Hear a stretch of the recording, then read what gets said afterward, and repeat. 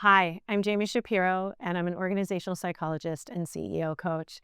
And welcome to another episode of Connected Culture. And today I have the honor of getting to sit down with Dr. Jessica Diaz, who specializes in employee experience and is a phenomenal researcher. Anything you want to share about your work before I share more and tell the story of how we met? Oh, yeah. First of all, thank you for having me. So my work specializes in specifically the employee experience. So how do we create equitable, inclusive, and empowering employee experiences in the workplace? And that comes through with both research that I do and also through practice.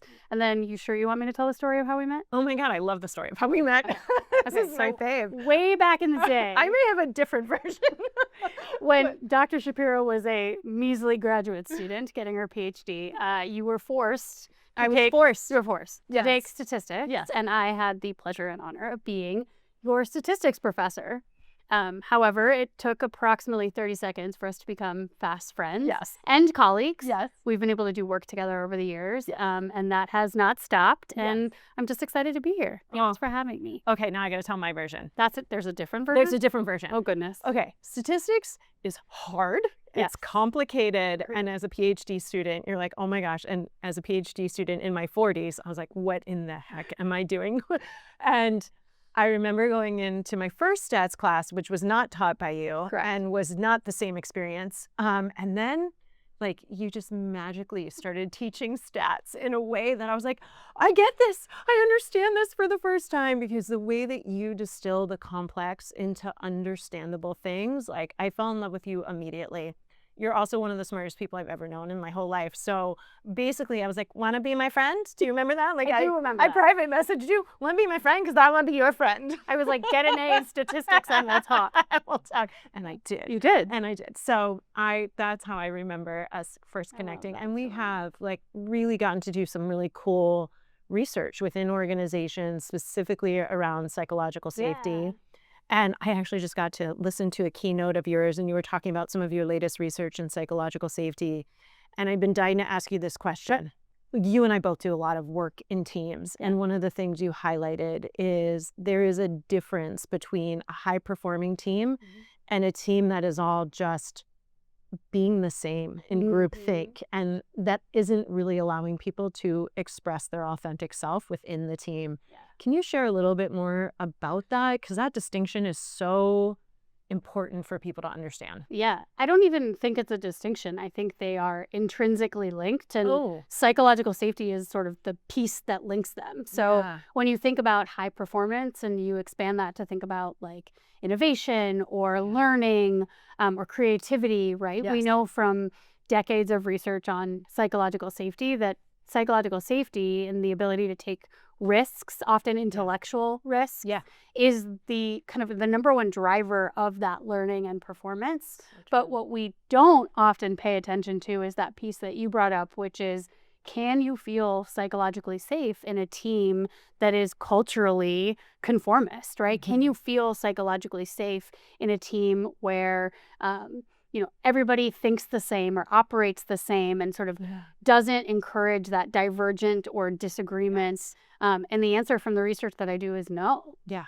It's so important. And sometimes teams get really confused because they're like, oh, we all get along, right? I hear that sometimes. Yeah. And as long as there's care there, that's great. But are we having really good conflict? Are we having different perspectives? And we talk a lot about healthy conflict and the importance of like, sometimes you see teams that are in that like toxic positivity state where it's like nobody's really having the harder conversations with each other. Yeah. There's a really big difference between I really like you and I feel comfortable disagreeing with you. Oh my gosh, yes. Yeah. And sometimes you hear the difference between being nice and kind and like all this different language. But it is so important, that distinction of, yes, you can all care about each other, but we also need to make sure that there's trust, that we can talk to each other, and that different perspectives and people are accepted, and that there's psychological safety in that. Absolutely. Some of your work is in social identity. Can you tell me a little bit about that? Yeah, sure. So social identity and social identity theory talks about how we derive part of who we are and our self-esteem and our self-concept from the groups that we belong to, right? Yeah. Whether that be race or religion, age, political identity. And part of my work looks at how psychological safety in particular, but also the employee experience more broadly, may actually differ based on those social identities that you hold. And a lot of times when we look at the employee experience or psychological safety in particular, we aren't doing that disaggregation, right? We're looking at, okay, how safe do my employees feel? How much trust is there on this team? But we don't often take it to the point of, well, who feels trust and who doesn't feel trust? And it sort of gives us this false sense of confidence or inflation that, hey, we're good, right? Psychological safety can thrive here. And the kind of hidden reality is that's not always the case. Yeah. I got to talk about data a little bit because but what you brought up is so important, is that sometimes when we measure experiences, we go to averages and it hides the data. And it's one of the reasons in our assessment that we look at the distribution of data, because we want to say, okay, yes, your average might be okay, but you have people that are struggling and you have people that are thriving. There's a big problem when we have people that have such different experiences. When you're looking at employee experience, how are you figuring out, like, wow, how are people experiencing the culture in very different ways? And how do we as organizations and leaders really think through that? Yeah, I mean, data is so helpful, right? It lets us capture trends, and particularly if we're working with large organizations, right? That data is pivotal for being able to understand the culture, the team, across, the span of the organization. But data also hides lived experience, right? Because it disaggregates lived experience into, oftentimes, like you mentioned, a single number. And so I think, it's really the responsibility of researchers and practitioners to disaggregate that data based on people's lived experience. So whenever I'm looking at an employee experience phenomenon, engagement, trust, psych safety, I'm looking at it, how is this experienced across the entire team? And then also, how is it experienced differently for different people? And there's sort of two ways that I go about doing that. The first is looking at individual groups and sort of seeing, do we see differences in averages across those individual groups? But there's also another cool way to do that, which I don't know that we've talked about before. I don't know. But looking at the spread, like you mentioned, the distribution, and we can actually measure, okay, here is a team's average psychological safety, but we can also look at variability in that psychological safety and sort of answer the question, it's called, convergence or divergence, right? Does everybody kind of does this number represent everybody, or did we get to this number by very different experiences averaged together? And I think organizations are making the mistake of doing a lot of averages. Absolutely. And it's quick. It's quick. Helpful. And then we start measuring ourselves on that average and say, oh, we moved the needle on the average. And it's like, well, did we just move a population more up and to the right? And do we still have people struggling? It just hides. And I think it's so important for organizations to think about how they're really getting at experiences. And I know you and I are both passionate about mixed methods and making sure. Mixed methods. I love this. It's, making sure that we get the quantitative, but then we get the qualitative, making sure we're having the conversations with people, because there's such a richness to people's experience when you actually have the conversation. I mean, it's easy to think about data as numbers. And as you probably remember from stats class, like the very first thing I say at the beginning of the class is stats is not math, right? Statistics is not math. I didn't believe you, by the way. I know, but it's not, right? Right. It's logic. It's storytelling, right? Is. Statistics without the storytelling is a useless field, right? So and true. so it's really about being able to tell the story with numbers. And that's where that qualitative piece comes in, right? I love asking folks to share their narrative experience alongside the numbers so that we can, particularly within organizations, so that it can help people see the story of what those numbers are saying. Amazing. One thing I'm curious about, you've been studying the employee experience for a long time, both from a research perspective and from practice perspective. You're academic, right? Academic. I think of myself as scholar practitioner, but I think I'm going to go with academic. I would put the academic and you're very balanced. I am a very much academic. Yeah, you're very balanced. What is like the number one insight you feel like you've gained through all of, I know that's this is a hard question, but like, do you also want to know the meaning of life? Okay, go ahead. Probably. Yeah. I mean, because I do want to know that from you. But what do you think is like the thing that, if you were to point to that number one, or maybe just a couple things that have either surprised you or have risen to the top of your learning? I think one is related to what we just talked about, and then the other is not. Although everything is related, so there probably is. Yeah. The first one is really around how simplistic we are in talking about, in measuring, in coaching or training on these particular topics in organizational psychology. Yes. Right? So we have years of research on trust and psychological safety and employee engagement, and all of those things are really important, but they're so divorced from people's lived experience of who they are. And so it's, I always say with psych safety, it isn't the only construct in our field that warrants like a re-examination through the lens of identity, right? Yes. We make this massive assumption that the things we teach and coach on are, what I call identity agnostic, right? That identity doesn't play a role in how they play out in organizations or how people experience them, and it just isn't the case. No, and so can't be the case. I think that's one thing that I would always challenge, and I do it when I'm working with an organization, is making sure they understand, like I said, the story behind the numbers and who people are and what they bring to work interacts or intersects with the pieces they're trying to build. Yeah. Incredible. So, okay. Yeah, that's the first one. That's the one. Okay. What's number two? Second one is somewhat related, but it has to do with problem solving in organizations, right? This is probably true for you too. A lot of times the reason I get brought into an organization is because an organization or a leader in particular says, I have a problem. Right. Right? Yep. And sometimes they think they're sure of what that problem is. Oh, they're very sure. They're often sure, right? And what I have found is time and time and time again, right? The problem is not actually the problem, right? We're not stopping to diagnose why things are happening in organizations. And I get why, right? Yeah. Like acting quickly makes us feel competent. Yes. Right? And it reduces uncertainty. And we know that uncertainty is psychologically scary, right? We have a natural wiring to do whatever we can in the moment to eliminate uncertainty. Yes. But the problem is that when we act fast, right, and we don't take that time to diagnose, the problem usually either doesn't go away or it comes back again. And, leaders will tell you, like, when a problem comes back again, it just comes back more expensive. Oh, that's such a good quote. Oh, my goodness. I see this all the time in the teams that I work in. And here's just an example that I think you'll relate to. I so often hear that with teams, there's an accountability problem. Yes. All the time. All the time. All the time. And so my first question is, okay, so when there is an issue, like a ball is dropped or a task is incomplete, what happens? And the first thing they do is look at me like it's a crazy question.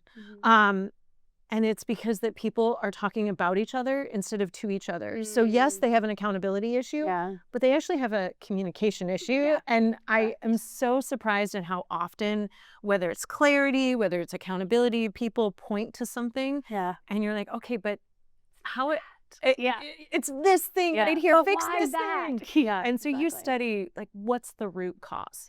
Can you say a little more about root cause analysis and what that means to you? Yes. Okay. So I love root cause analysis so much that some people call me the root cause queen, which I used to hate. I kind of love it. Yeah. I might get you a t-shirt with that. My faculty advisor in graduate school used to call me the root cause queen. The root cause queen. And it's because, like, over my time, both in organizational psychology and even in, my former career as an educator, what I have found is that, like, every single problem, whether it's small, big, at home, at work, can really be distilled into one of three buckets, right? Either somebody doesn't know something. They don't know how to do something. Or they believe something that's getting in their way, right? So I think about it as like knowledge, skill, mindset.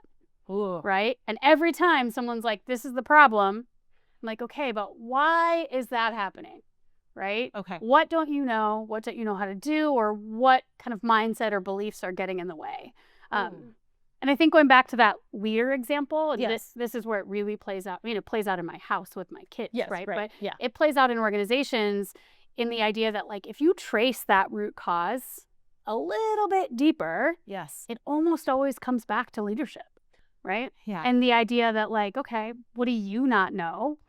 What do you as a leader not know how to do well? Or what are the beliefs that's getting in the way? So going to that accountability, it's usually something you put in motion at the beginning. How, like, mindset to me is one of the most critical pieces to this, because the other two feel a lot easier. Sure. I can train you to do something. Right. I mean, we can, the skill set, no problem. What do you're also a coach. I am.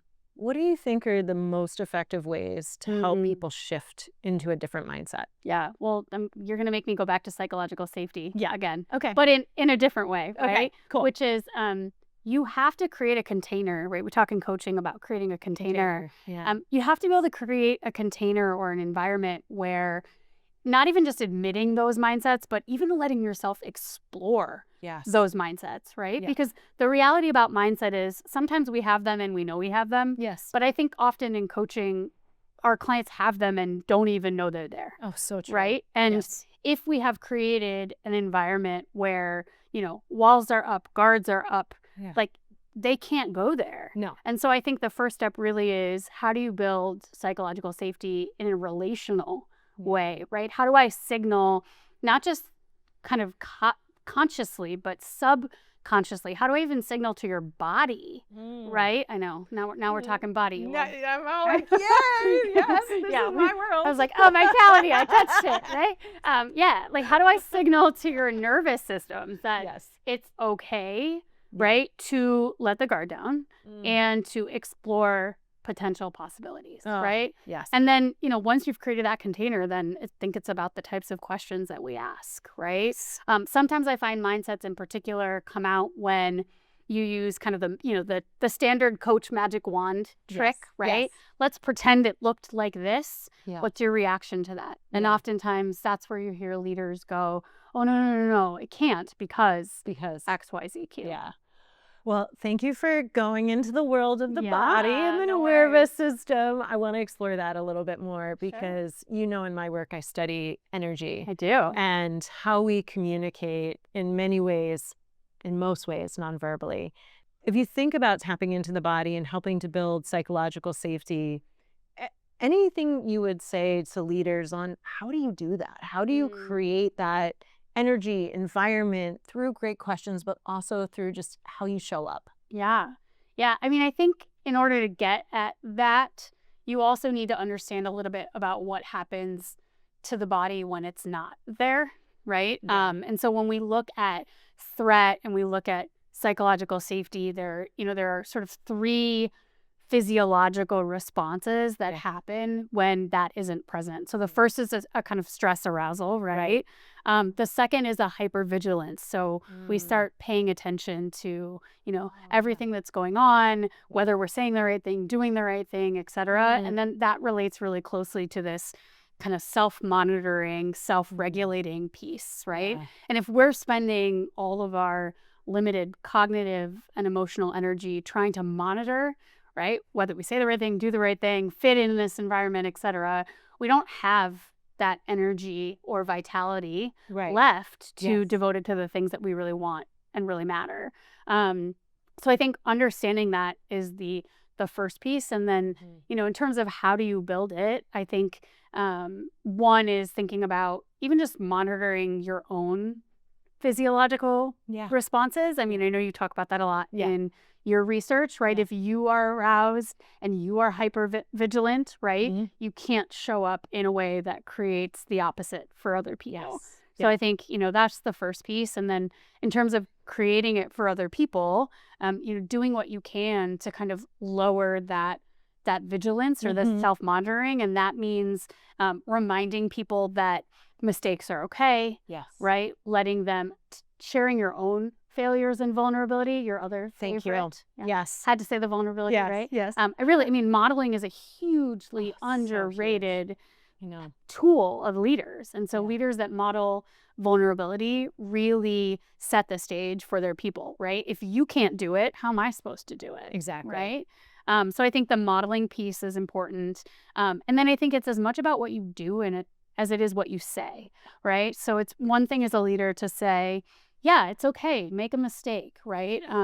It's a completely different to respond in a way that holds integrity to that, right? Versus kind of passively signals like, okay, but it's actually not.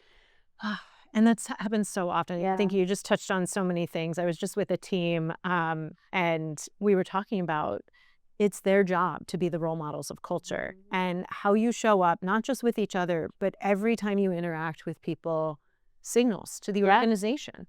And so often you hear people say, oh, I really want you to be candid and tell me the truth. And then the first time someone tells them the truth, what do? Punch them. Yep. And then it's like, then you don't hear the truth again. And that to me is something we have to so pay attention to as leaders is how are we role modeling? How do we make sure our actions and words are completely aligned? How are we conscious of the behaviors that we actually are trying to instill in others? Yeah. And what's funny is that concept is one of the oldest concepts in organizational psychology. That's so true. Right? Which is like the folly of asking for A and rewarding for B. Right? But so here we are like 50 years later, still trying to get people to do that. It happens all the time. But I think the core of that, if we're thinking of root causes, right, is that leaders are human. Right, and they're susceptible to the same pressures that employees are, and so it's not as easy as it sounds to say, yeah, let that slide, right? Because I'm scared that I will be blamed for this, right? And that ultimately I'm accountable for, what my team produces. Yeah, I talk a lot about bringing more humanity into the workplace, and I think this touches on it. It's how do we not get it perfect? Like, how do we give all of us permission to good, the bad, the ugly, all of it? I screwed up. And I'm sorry. And let me try that again. And that's what I try and teach teams is like, you're not going to go out and just do this all right because we're humans. And we mess up. And part of psychological safety is having the humility and the curiosity and the empathy and all of these things that if we embody, we actually give each other a lot more grace. And I don't find that that's something we're doing nearly enough. No. And I think that's, that's one of the, I'll use the word like awesome responsibilities of being a leader is you have to be just slightly more willing to take those risks. Oh, I right? love that. Yeah. So that your team understands that they can too. Because at the end of the day, there really is more at stake for them than there is for you. We often act like there's more at stake for leaders, but there isn't, right? We hold positions of power and leadership. And that power, I mean, not to Spider-Man it, but right? That was the first thing that popped in my head. Like, with great power comes great responsibility. It's true. It's so true. I say that to my kids all the time. But yeah, with great power does come great responsibility. And it's the responsibility to do and say the things that may feel scarier so that other people who don't have that power know it's okay to do that too. Love it. Thank you. Okay, I'm going to take a hard left turn. Okay. Where are we going? We are both mom psychologists. Oh, yeah. We are. And I have found, I have teenagers. Your kiddos are a little bit younger. I have found that psychologically, being a parent is the hardest thing I have ever done. And everything I've learned in psychology has been so hard to transfer into parenting. And I'm just curious, like, what's your experience as a mom psychologist as well? Like, what do you find really easy and what do you find really hard? What is my experience? Constantly being like, this is your professional job. Stop being awful at it at home, right?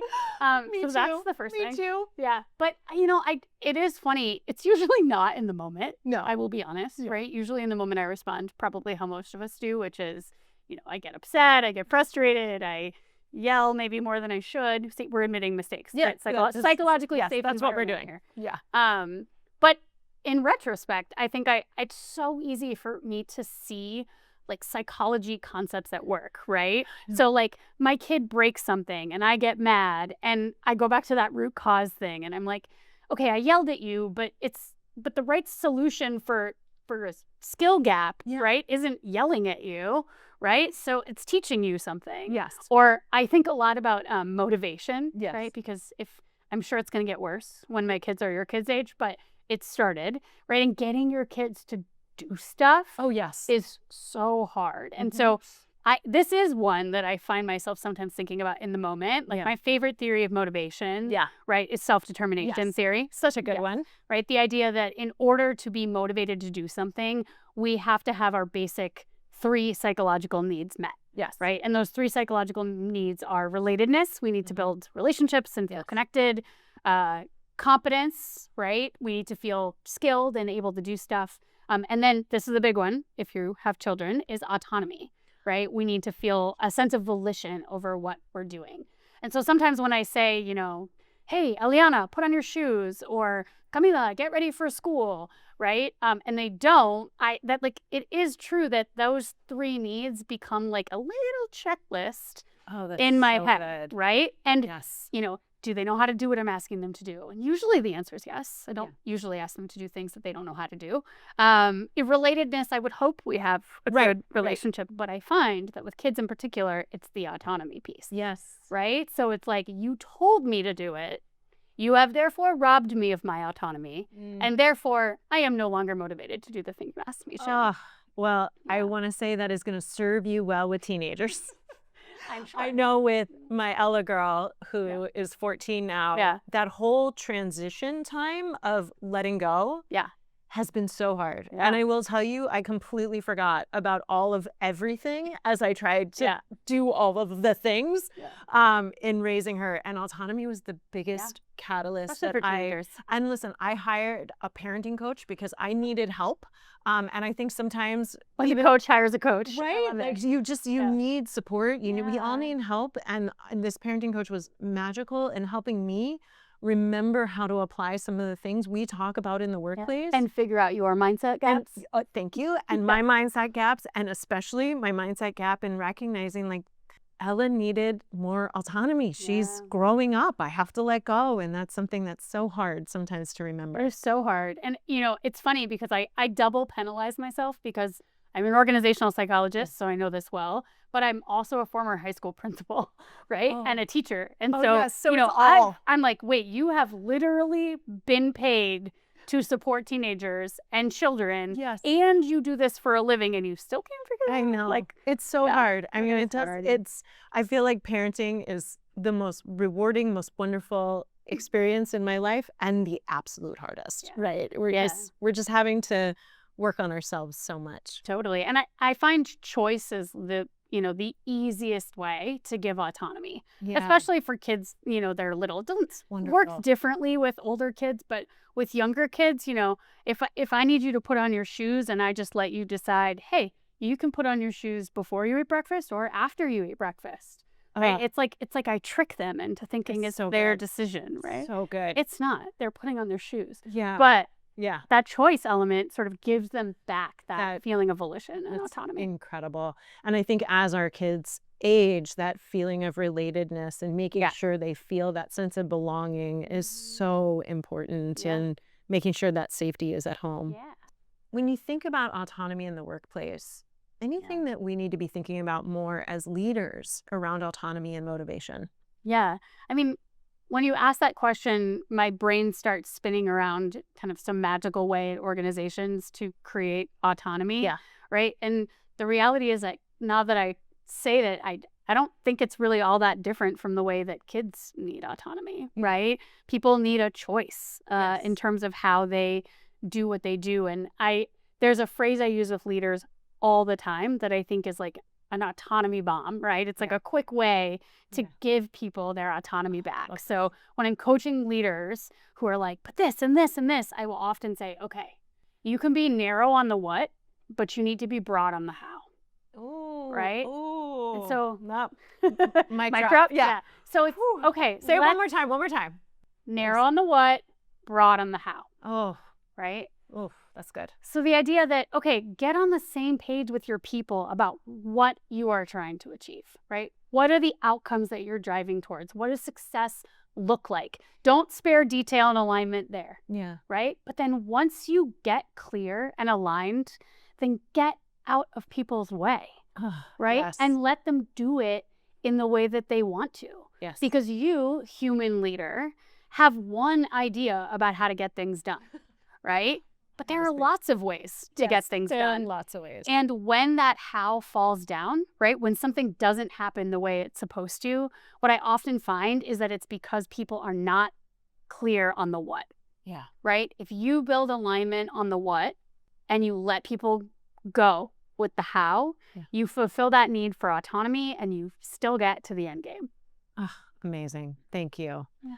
Thank you so much for having this conversation with me. Yes. This was joyful. I feel like just so lucky to know you and to get to work with you. Yeah. Can I ask you a question? Oh, yes. Okay.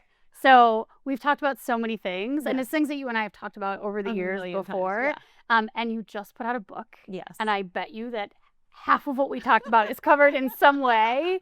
But I haven't had the pleasure of reading it yet, and I want to know a little bit more.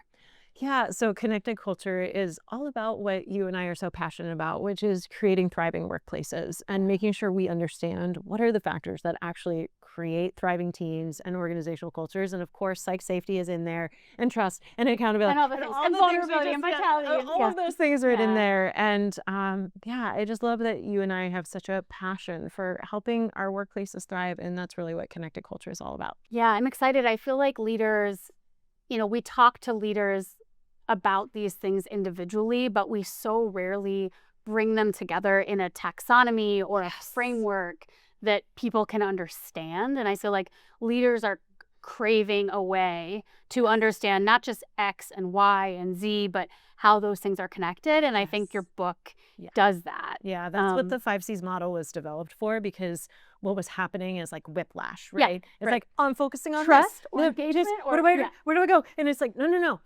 They're all connected. Yeah. The connected culture.